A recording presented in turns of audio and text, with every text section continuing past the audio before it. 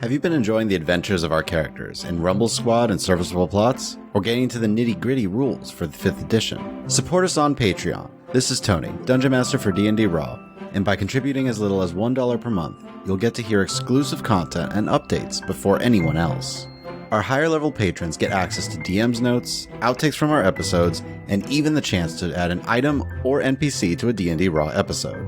Yes, you can hear our silly, out-of-character shenanigans, and even cause some of your own by influencing the story. Our producer tier patrons listen to our audio before anyone else to give feedback and shape the final episode. And we want to give a special thanks to our producer tier patron, Johnny Torres, for serving as a producer on this episode. We also want to thank our adventurer tier and above patrons for their support this month. So thank you Feral Joe, Grimfuse, a Linux fan, Mosiru, Matt Fry, Mike C, Ryan Glasgow, and Shosuro Ajo. To join this list of outstanding people, go to patreon.com/DNDRaw. By joining our patrons, you enable us to dedicate more time to creating episodes. And if you're not able to support D&D Raw on Patreon, we would love it if you leave us a review on iTunes or wherever you listen to podcasts.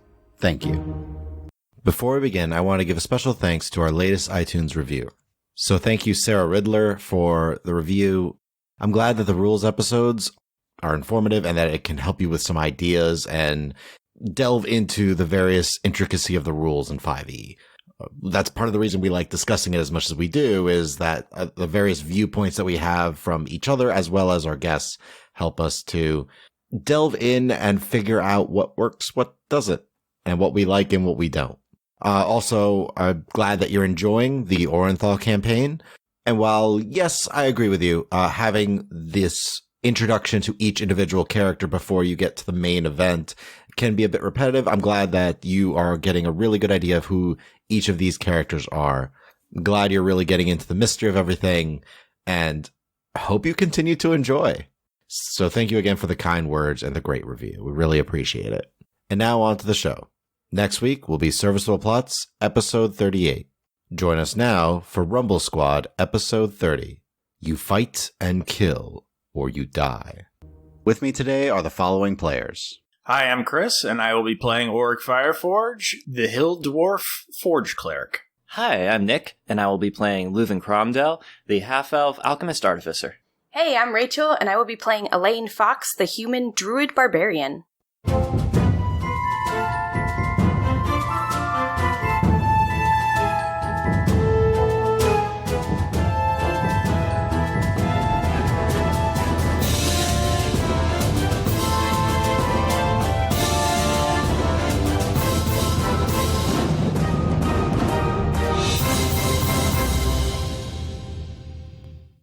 Last time, Rumble Squad traversed the lands of the Ancestral Heart. After sleeping in a small cave and making some bunny barding, the group pressed on towards the lands of the champion, while avoiding the many predators they heard along the way. After finding a small town in the middle of the Rigorum, Elaine tried to make a distraction, using the magical sheep summoning wool, while the rest of the party circled the town to avoid the Nightmare Skull clan. In the process of creating the distraction, however, Elaine, having been shaped into a cat, was captured by an orc Rumble Squad had previously spared, Glasha. Glasha then began to take a currently cat-looking Elaine deeper into town, while Auric, Leuven, and Demine began planning what to do next to help out their friend. So, they'll start to circle around the building. Leuven, Auric, you see Elaine being escorted out of the building, heading almost by you. So when we're seeing her, I mean, does it look like she's being restrained or anything like that? Nope. You notice both orcs seem to be, on guard, but otherwise, they're not holding her. There's no manacles on her. She is just walking between the two of them. I will turn back to Leuven and Demine and say, I think we should make our presence known now. Yeah, it seems like she's got this figured out, so... After I do that, I'm going to have my shield and hammer in my hand and just kind of walk out and say, Elaine, are you in trouble? So, Elaine, basically, Auric seems to step out from this shadow from around the corner that the building was creating and just seems to appear from your perspective. I would just nod. I'm fine. You can put away the weapons. We are being invited in to speak with the Ancestral Heart. Of course we are. All of us. Oh, how lovely. Hospitality. And I reveal myself as well. I'll put away my weapons. Does Damien step out as well? Nope. Well, let's get this over with then. Okay, turn and we shall head back in for now. Auric Leuven, when you kind of peek back, though, you don't see him. Huh. Stealth. So you guys walk around, are escorted back inside. Auric, you notice at no point do they try to take your weapons or armor or anything. They're just gesture you to go in. They kind of have the advantage here in numbers. There's no worry on any of their faces. Like, even when you popped out, like, they look surprised, but they didn't, like, immediately go, like, on the defensive. But almost everyone here is walking with the degree of confidence of, like, many battles. You guys walk inside. You see everything I described, the circular room, the table to the side, that there are several other rooms towards the back, the 2 stone thrones that are covered in bones and broken weapons and armor, and several gems that are scattered about it. As we walk back in, I would do quick glance over both my shoulders to, Leuven and Auric, and then do the bow. Yeah, I would do the same. And also seeing kind of the confident air, I would try and square my shoulders a bit and exude that confidence as well. I guess I would try and imitate the bow as well. Okay. Based on, like, how Elaine is bowing, is she making eye contact with any one of the 2 in particular? Basically, I'm trying to insight which one I would think would be the actual Ancestral Heart, is what it is. Then roll insight. 11? I'm going to say it's a little bit hard to tell. I mean, Elaine's not trying to hide it, but also you're both bowing maybe more towards the woman, but it's really hard to tell. Okay. The male orc has like an air of confidence and just like superiority almost about him. The female orc looks relaxed. Are these all your friends? These are all of my party, yes. You'll get a slight eyebrow raise from her. Smart to choose your words carefully. Slight smile and nod. So, we asked her, but what about the rest of you? You're traveling on our lands and didn't even come to greet the hosts of said lands. It's quite rude. Aye, under normal circumstances, I'm sure we would have been more hospitable. However, given our previous encounters, we don't exactly know how much we can trust you. What previous encounters? I only know of your encounter with Glasha, which, at the time, our people were protecting a... ally might be too strong a term. Well, based on that response, I'll speak plainly. The Spellweaver is dead. By our own hand. The 2 orcs look at each other for a moment before turning their attention back to you. You killed Rydot. Aye. Very interesting. At that, I will reach into my bag and pull out the chromatic disc as proof. I'll also gesture to the fact that I am now wearing Rydot's cloak. As they're brandishing their trophies of battle, I'm just going to very quietly, kind of over my shoulder, perhaps introduce yourselves as well. Thank you, by the way, for inviting us into your home. It is a wonderful place. My name is Leuven Cromdell. Aye, and I am Auric Fireforge. You can see why we may have been a tad on the hesitant side, based on your previous engagements. I am uncertain what actually happened there, as we only have what Glasha and the few orcs that survived tell us what happened. But they were tasked to defend Rydot at all costs. The fact that you beat them shows some skill. I would say the cautiousness also comes from the fact that there are several different guardians in the area, and each one has a different outlook on things, and it's really just hard to know until you meet one how they will treat you. I suppose it's true. Who have you met, might we ask? In no particular order, we've met the Old Fae, we've met Vashti, we've met the Lady of Spirits, we've met Boulder. I want to make some kind of insight as to what their reactions are as far as that's concerned. Go for it. 20. They seem intrigued and trying to get a sense, since you've made the comment of like, oh, we don't know how guardians will react, like, oh, well, which ones have you encountered? You notice he seems to just be kind of eyeing you guys up and down, and you get a sense like he's judging your strengths, your physical attributes, whereas she seems to be trying to determine why you have the opinions that you do based off of what you've said. Well, the Lady of Spirits is not kind to ours. I assume she'd be kinder to you. Did you hunt on her lands? Not intentionally. We made a mistake. Well, You're alive, which means it must not have been a very bad mistake. The old Fae. Oh, that one. Ugh. And then you mentioned Vashti. Sweet child, but... Boulder, though. You mentioned you haven't trusted a lot of the various guardians. They haven't always been great, so... I assume Boulder would have given you a good reception. Oh, he was very kind. He brought us in, gave us food, shelter, answered our questions. We appreciate him a lot. Would you feel more kindly if we brought you food? And there's like a slight, half grin on her face. Well, I wouldn't say no, but... And I grin back. I think I would just head shake I think Oric might do the same. I mean, do you like lamb? Oh, I love lamb. Well, perhaps later.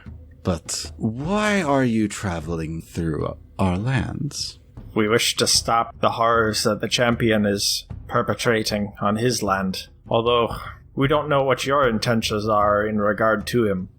He had the decency to come and see us when he was on our lands. We would treat him with respect because he has earned the right. You have not yet. I think we should give you a chance to earn the right. We should mention, do you know what he's planning to do on his lands, and how it may affect yours? He serves Archon, I believe? Aye, not the most friendly of deities. She looks over at the male orc. Well, he does wield the Blade of Obrus. That does demand some respect. So would I be able to make a religion check to see what I would know specifically about Obrus? Yes, go ahead. Can I as well? Yep, all of you can. Whopping 6. Fantastic 5. 23. So, Obrus is the god of the orcs. He is a deity that values power, values strength, tends to have a very strong, hatred for weaker deities, loves combat, and his home plane is known as Hades, but it is within the abyss. I can see why you would find that impressive, being he wields a blade of your god. Indeed. That is impressive. And he easily defeated our combatants without needing to use the weapon. He wanted to prove he had the strength to defeat us without needing a gift from a god. That is all impressive and all, but if he gets his way and he's able to open a portal to the abyss, it won't mean much for you and your clan once demons ravage the land. Our clan has no intention of falling to demons. We have our own, and he kind of does a sideways glance at the woman, our own plans. Is that to rely on the Ancestral Heart's strength? And I'll glance at the woman when I say that. She smiles. I suppose proper names are in order then. This is Urzul. I am Urza. I'll look at Urza and say, so if you're the Ancestral Heart, then what's his relation? Who said I am the Ancestral Heart? Or just call it a feeling. Who says we both aren't the Ancestral Heart? That would be a new one. All guardians we've encountered thus far are a single entity. And single-minded. They don't see the ambition that the guardianship can provide. So does that mean to say that you are both a part of the Ancestral Heart? We've had some good talks, but I think it's about time you proved if you're worth being on our lands. I would like to say, given the poor first impression that we have given you, I do appreciate the chance to do so. Of course. A question for you then, at least to make this a fair encounter. Are you more indoor combatants or outdoor? I think a question back would be, is it one-on-one or a group? 3-on-3. I don't think the arena matters in that case. Close proximity then. Then what be the rules? You fight, and you kill, or you die. And who will we be killing? Urzul looks over and just says, go ahead and bring him in. And the two orcs go outside. To be clear, you want fight to the death, not to unconscious or first blood. If you are unwilling to kill your opponents, you are not worth being on our lands. Our opponents are willing combatants, I assume. All orcs are willing combatants. All on my lands are willing combatants. Fair enough.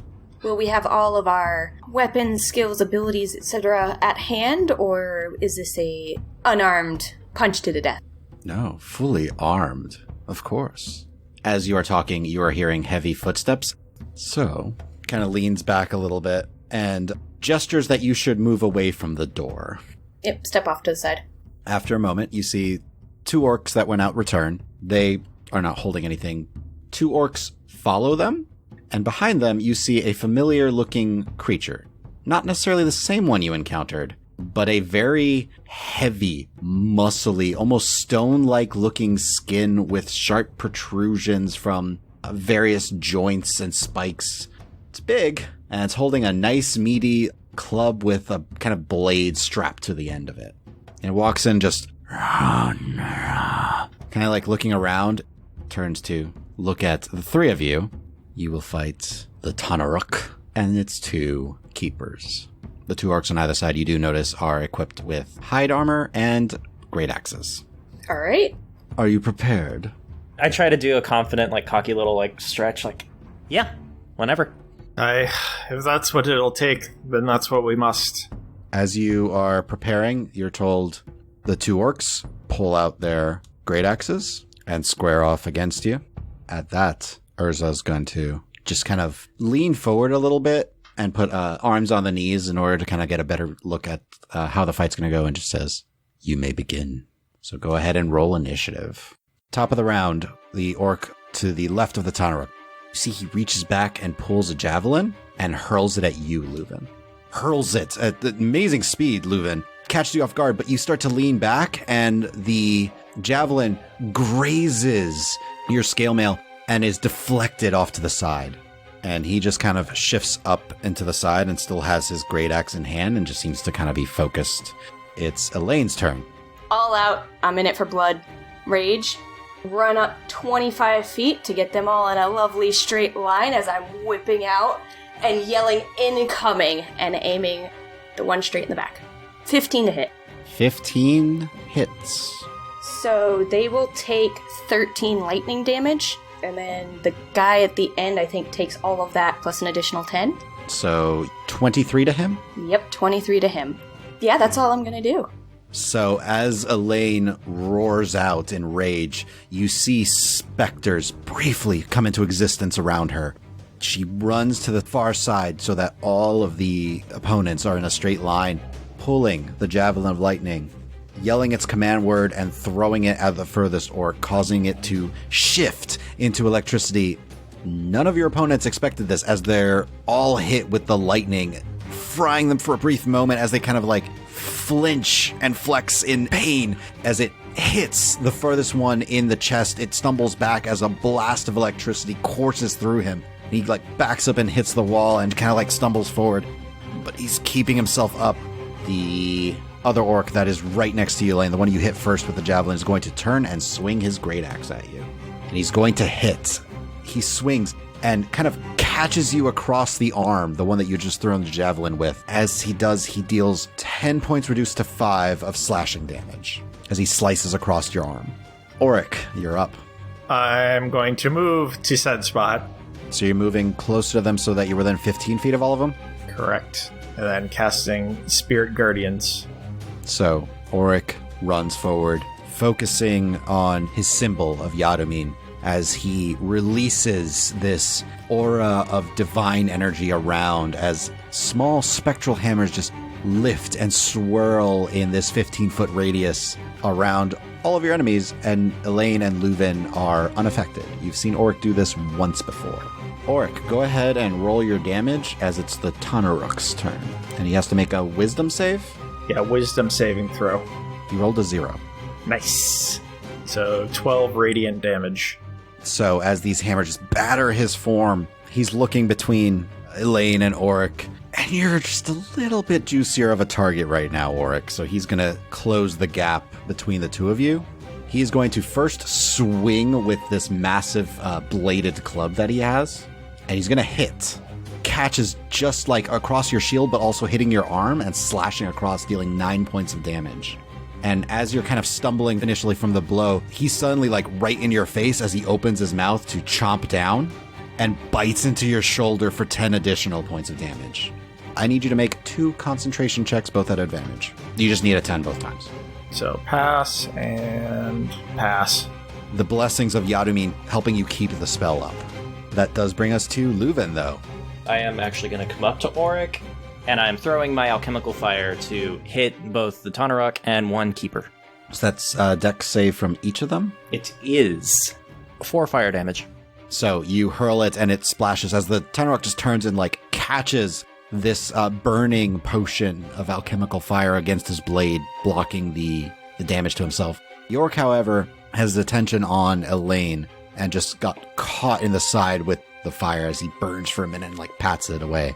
So the orc is going to go for the person that electrocuted him, but needs to make his save.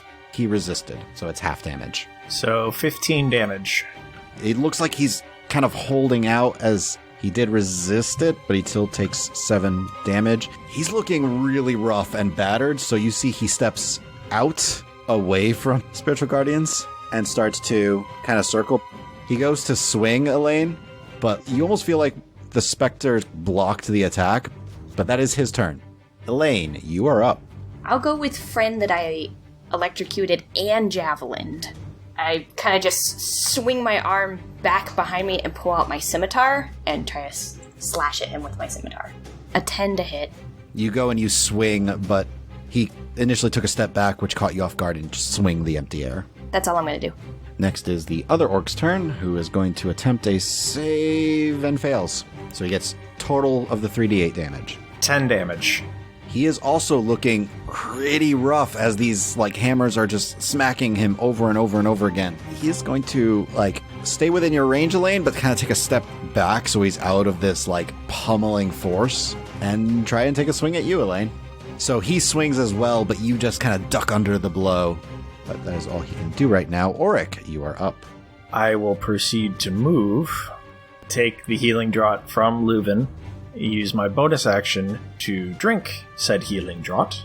So you take the potion, circle around the Tanaruk to get closer to Elaine and then the other orcs so that they are inside the area of effect. Then I will go ahead and on the Tanaruk, I will cast Toll the Dead. That is a fail. Only 11 damage. You hear that kind of go out. He shakes in frustration and anger. It is his turn, and he is going to make his wisdom save. He succeeds, so half damage. So full damage would be 13. So that brings it down to a 6.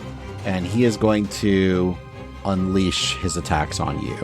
He goes with his first swing, and you bring your shield up, catching it at the last moment and push it aside. As you do, though, you open yourself up, and he basically leaps forward and chomps into your other shoulder, dealing 8 points of piercing damage. Make a concentration check for me. With advantage still, because Warcaster. 22. No problem. Still maintain the concentration. Leuven, you're up. I'm going to chuck an alchemical fire all the way over behind the 2 keepers. They both fail. That is 6 fire damage to both. The one that had been electrocuted and stabbed with the javelin gets hit in the back with the alchemical fire, and he just almost collapses against you, Elaine. It takes you a moment as you kind of step to the side to realize he's just falling straight to the ground. You see just char across his back. He is dead. The other orc is still standing, though.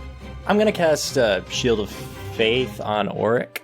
Okay, so you're upping his AC by 2 as you pull out the divine script and read it for a moment and then release the spell. As Auric, you feel protected. Yes. Any movement, Leuven?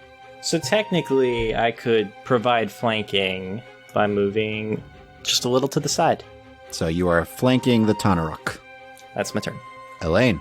Looking at the body that just kind of slumped over to my feet, I'm just going to turn this like menacing glare to the next one. Sidestepping over confidently with my scimitar out and just going to try to slice at him. Make your attack roll. A 10. You go and swing, and he is able to dodge out of the way. However, it doesn't actually matter, because no matter what he rolls, your minimum roll, Auric, on your Spirit Guardians would kill him. Yay! As he is battered and taken down. Auric. I am going to cast my spiritual weapon. Okay. I will put it right there. Between him and Leuven on the right. All right, so make your attack roll with your spiritual weapon. 17. 17 hits. Sweet. So it does 7 force damage.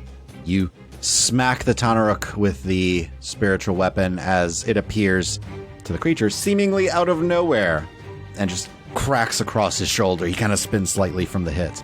So that was my bonus action. For my regular action, I am going to swing at him with my Warhammer. Make your attack roll. So does a 16 hit. A 16 does hit. I do 7 bludgeoning. As you smack him, he roars out and in a flash of movement, swings at you. You take 11 points of slashing damage as he hacks into your side. Concentration check. Just a 10. That's a pass. So he is going to make his wisdom save and succeed, so half damage. He will take 4 damage. He is looking pretty rough now, actually. He's going to suddenly turn and swing at you, Leuven. Okie dokie. And he's going to hit you. You take 11 points of slashing damage, and I need you to make a Constitution saving throw to maintain concentration on your Shield of Faith.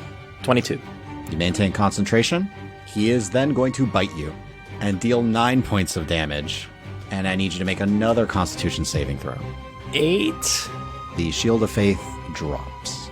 So the Tanaruk, noticing he's being flanked, kind of just turns and swings and slashes at you, Leuven.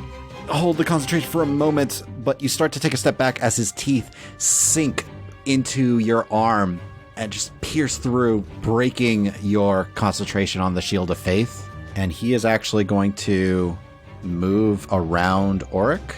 You can try and swing at him if you want, Leuven. Sure. I don't have a melee weapon, so I guess I'm punching. 12. You go and you swing, but your fist kind of catches against his hardened, like, stone protrusions, and you just bruise your knuckles. You didn't get enough of a swing in there to really hurt him. Now it is your turn, Leuven. I'm just gonna draw a healing draught and chug it. That is your whole turn then. Action and bonus action. It is 13 back. Get healed up a bit from that flurry of attacks against you. Elaine, you're up.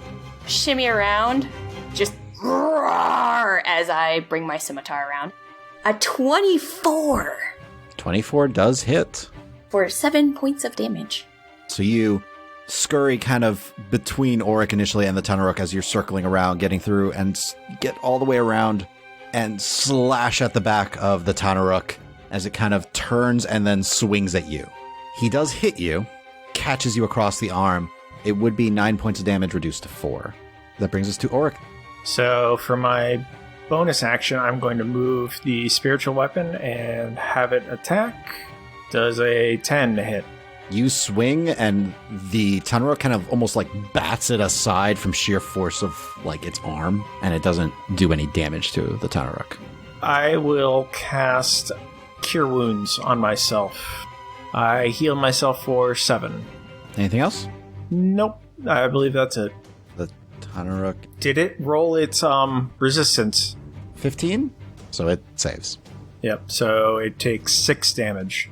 So it gets battered by this, but seems to ignore it as it turns and swings at Elaine. Apparently got battered enough, though, because Elaine takes a step back as the swing just smacks and cracks into the pillar beside you. However, still frustrated, is going to then lunge at you, kind of like grab and chomp down, and hit you for 8 reduced to 4 points of piercing damage. He's going to pull away from you, Auric. Okay. I will get an attack of opportunity with Toll the Dead. He saves. So he can't move as far, though, because his movement speed's reduced. So he kind of circles around Elaine, but he is now behind Elaine, but away from Auric a little bit. That does bring us to you, Leuven. So I move 15 feet closer to Elaine and to where all the action's at. I'm going to throw an alchemical acid at this foe. He fails, by the way. 8 acid damage. So you run a little bit closer, hurl this vial of acid. Just as the Tanaruk is turning to face Elaine again, it cracks into his shoulder, and you see it burn and sizzle and pop as it damages his natural armor. Any bonus action or movement? Elaine is getting a Shield of Faith. Nice. So your AC is up by 2, so you're 19 AC. That does bring us to you, Elaine. I just turn around as I swing my scimitar. An 18 to hit An 18 hits. for 11 points of damage. So you turn and swing, slashing across his side, and he just kind of stumbles back and just... I growl back at him. Auric. I'm going to move slightly up, and then with my bonus action, I will move my spiritual weapon behind him and attack. Does a 9 hit? Nope. So you move the spiritual weapon, and it swings. It misses the back of his head. So then, with my action, I will cast Toll the Dead on him. 15 again. Dang it. That's all I got. It's his turn. He rolls his wisdom save in the spiritual guardians, and he succeeds. Total is 11, so half that. So 5 points of damage. How you doing? He's going to make an attack roll against you. Yeah, he hits. So he goes to swing his greatsword and hacks into your side. Normally would have dealt 16 points of damage, but reduced to 8. And then he is going to try and chomp down on you. You see, like, this kind of bluish hue around you as he tries to chomp, but it seems like he was slightly deflected, giving you just enough time to shift out of the way of his bite. Leuven, you're up. I'm going to shift behind Elaine, basically between Elaine and Auric. I'm using my action to produce a healing drop, and I'm just kind of holding it out toward Elaine like, hey, this is for you. Okay. Elaine. I'm gonna go ahead and just keep wailing on him as much as I can with my scimitar. It is a 22 hit, good sir. It does. That's 10 points of damage as I bring my scimitar hacking towards him again. So, Elaine, as he just slashed at you with his sword and went to bite, deflecting it, you sense Leuven kind of moving behind you and notice the healing drop, but you focus, shield up, charge forward, and bash at his sword to push it slightly aside, just enough that your scimitar can jab just underneath its chest. And you push through it, and you feel it pierce through, and just pull down and then back up and just carve him up.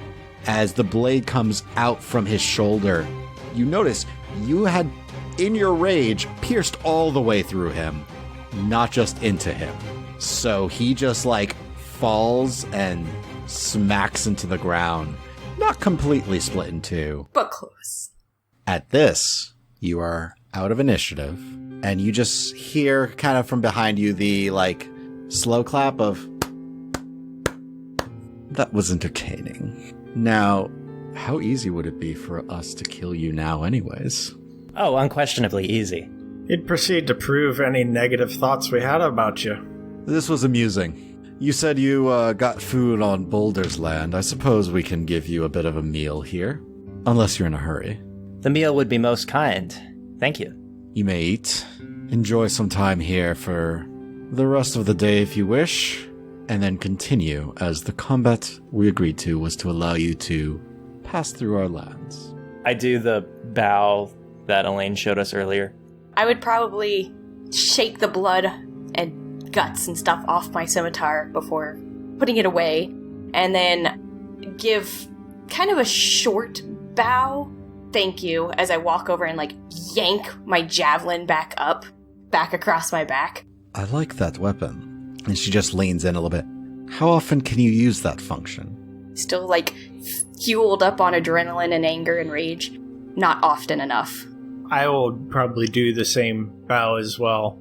Since you've offered to break bread with us, would you be willing to answer some of our questions as well? Depends on the question. I can't guarantee an answer. Or maybe not one you'll find favorable. I guess we want to know as much as we can about this champion. No. Can I make some kind of insight to see what the attitude is behind the answer? I would do the same. Make insight checks. I got a 25. 7. Leuven? You have no idea. She's very different from most people you've met. Auric. The first thing you notice is there's a degree of respect that she seems to have for the champion. Most likely he had a display similar to yours of fighting someone and maybe had a bit of a cleaner match about it. You do get a sense of a little bit of fear, a hint of it, but it is there. For lack of a better term to say this, you think she would want you to have a straight fight with him. He doesn't get knowledge on you. You don't get extra knowledge on him.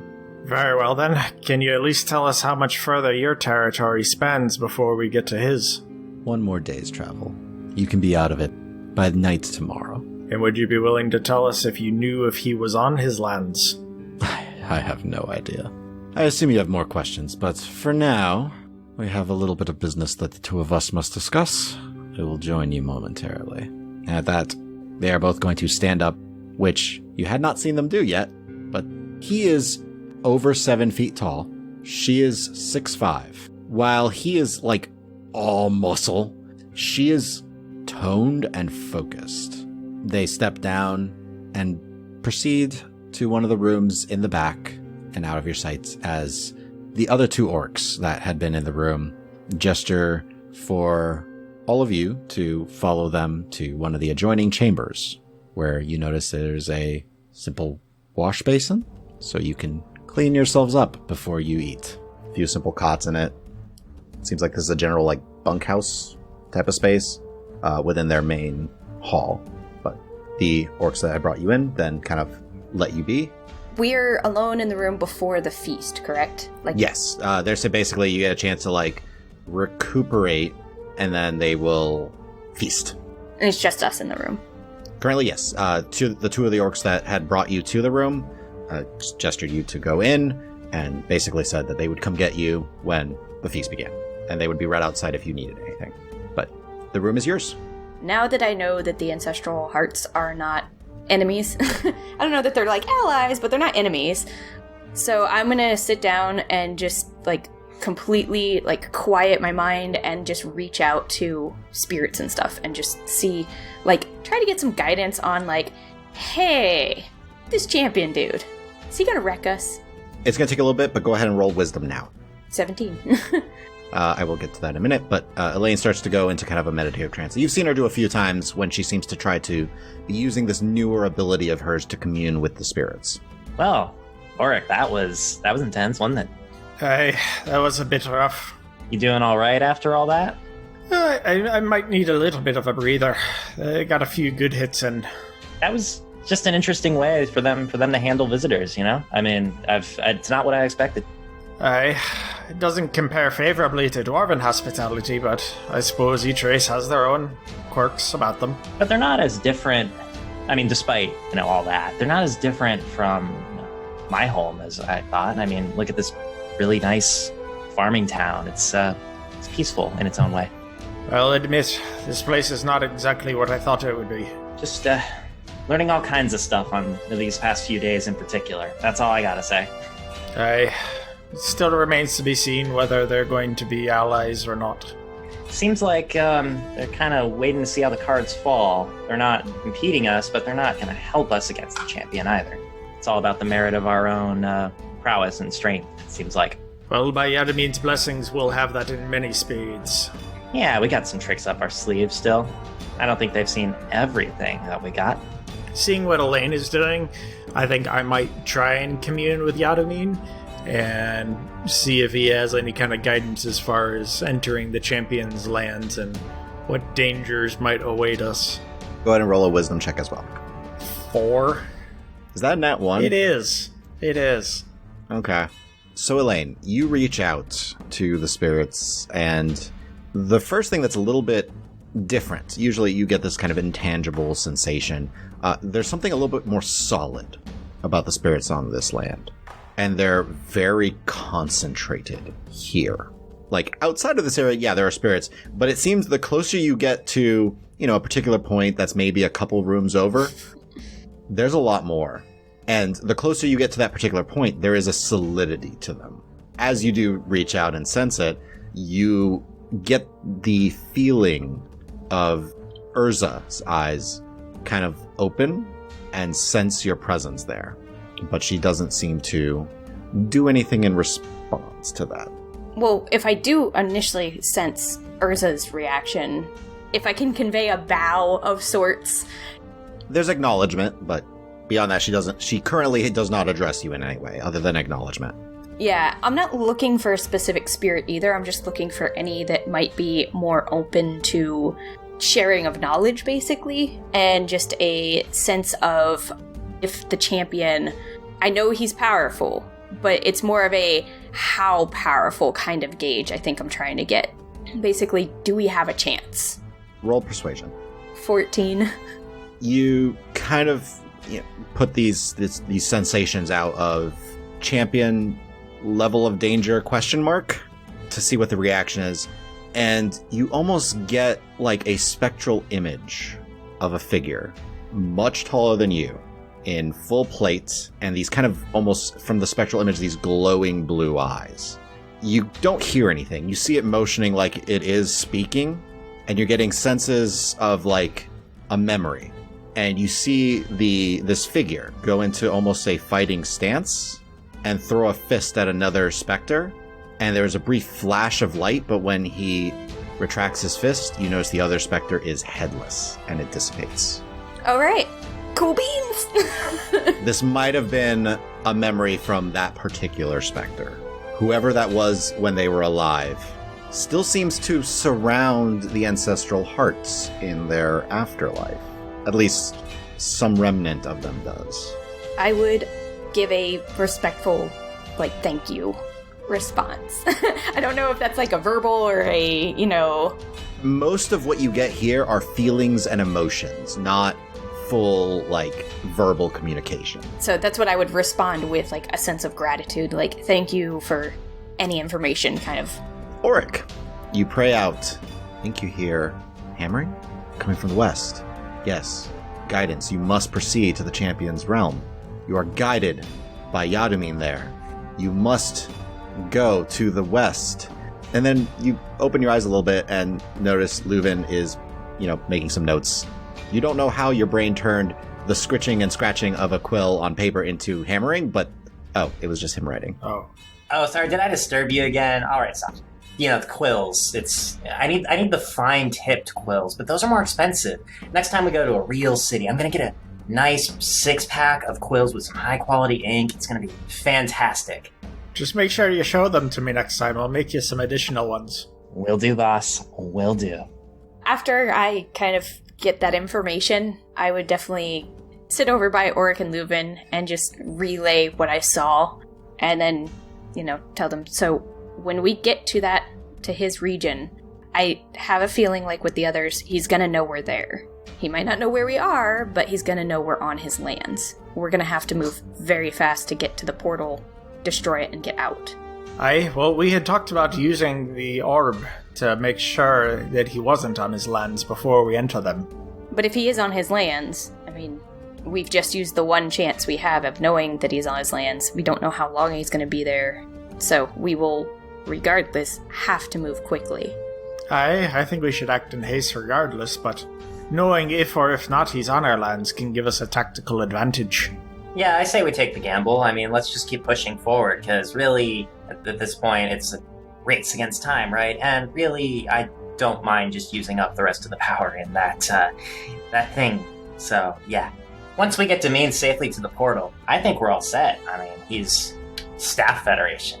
We're golden here. He's studied the magics, even if he's not necessarily an advanced spellcaster himself.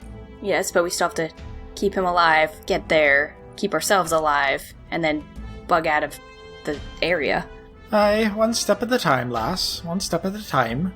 So I guess the plan is we'll eat, relax, maybe we can find out some more information, and then tomorrow morning we'll get out of here. Do we have any way to contact Demeen? I have a feeling Demeen will contact us when he's ready. Seems to know what he's doing. He hasn't really messed up yet, which I can't say the same, so that's something. I think he'll find us when the time is right. Well, hopefully he gets a good night rest and isn't hosed up for tomorrow. I have a feeling he's used to sleeping in the forest. So eventually, the two orcs that are guarding your room come in and just, feast is ready. Are you prepared? I was born ready. I stand up. I'm always prepared for some food and ale. They'll nod and just walk out and gesture for you to follow them. Get up and follow. And that's where we're going to leave the story today. Leuven reflects on this adventure in a letter to one of his pen pals. 2. Schult Cannonwell. Port City of Amaran. Nabrasal Network. Standard shipping. From Lupin Cromdell. 7 Leif Nui. Year 322. Hey, buddy. My room's spinning right now, so, my handwriting's garbage and stuff. Sorry. I just wanted to tell you, we've been partying with some orcs. Woo!